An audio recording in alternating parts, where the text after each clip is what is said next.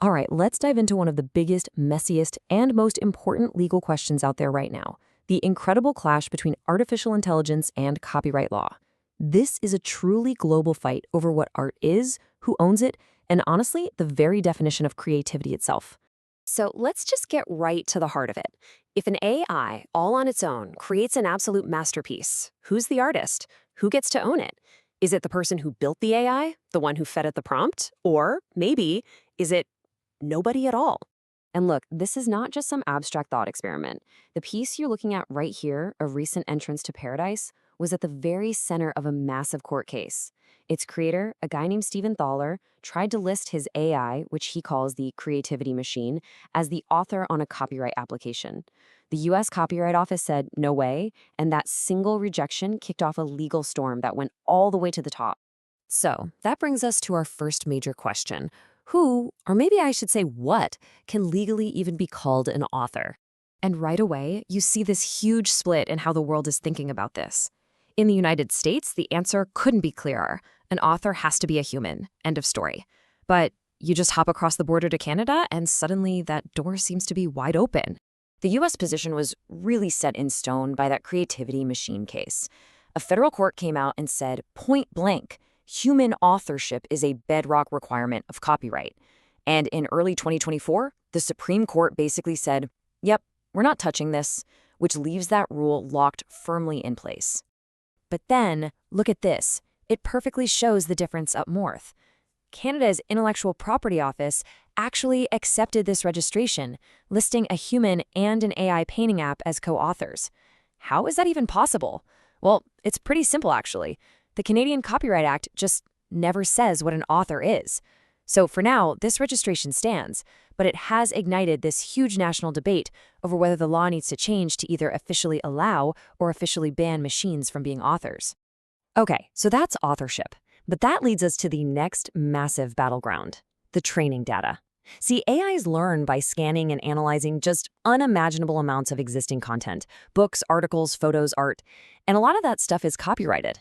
So the question is this a revolutionary new way of learning? Or is it the single biggest case of copyright infringement in human history?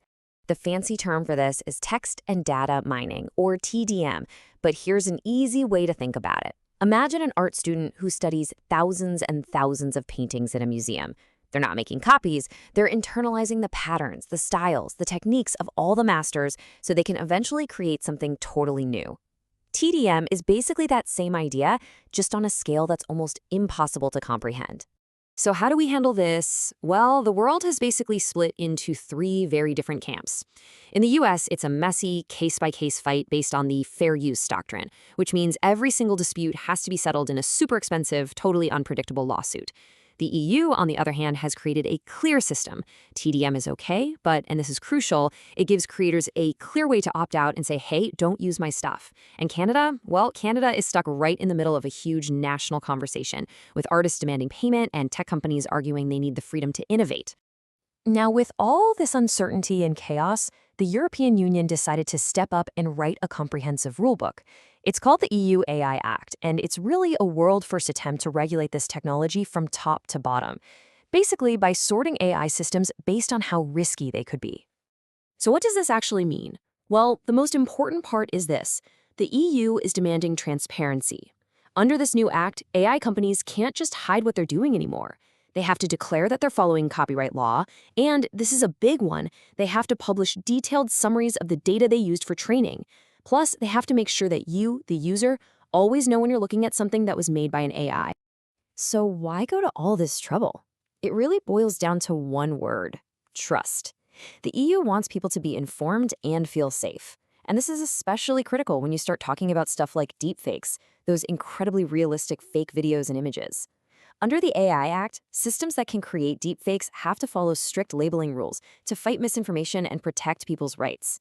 It's a really powerful step towards making these companies accountable. Okay, so we've got the government rule books, but let's be real. While the lawmakers are busy debating, the tech companies are not waiting around.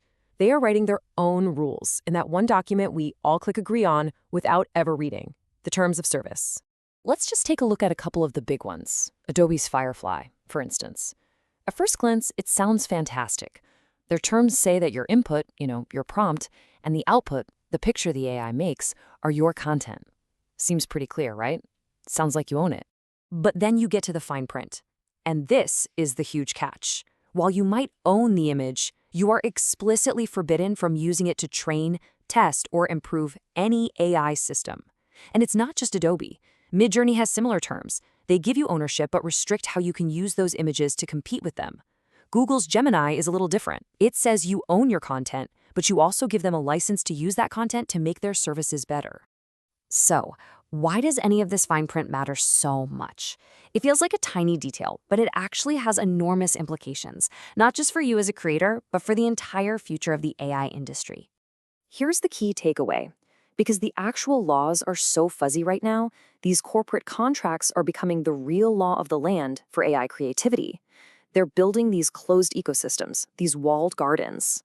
You can make all the art you want with their tools, but you can't use that art to help build a new competing tool.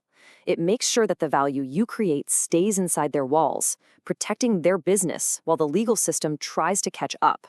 So, after taking this little tour through the legal landscape, you can start to see three very different philosophies taking shape around the world.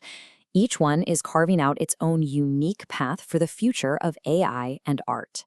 Let's just break it down one last time. You've got the US approach, where the motto is basically, let the courts sort it out. This really favors the big companies who can afford those long legal fights. Then you have Canada, whose approach is more like, okay, everyone, let's talk this through, which is very thorough but also very slow. And finally, you have the European Union, which has taken a firm stance. Nope, let's regulate it right now, creating clear rules to protect people's rights and demand transparency. Three totally different paths to the same technological future. And all of this leaves us with the ultimate question. We're heading into an era where AI isn't just a tool anymore. It's becoming a true creative partner. As we try to navigate this new world, which one of these frameworks, the court-driven one, the consultative one, or the regulatory one, is actually going to strike the right balance? Which one will protect human artists and push technology forward? Honestly, that is the billion-dollar question that's going to define the next chapter of art and technology.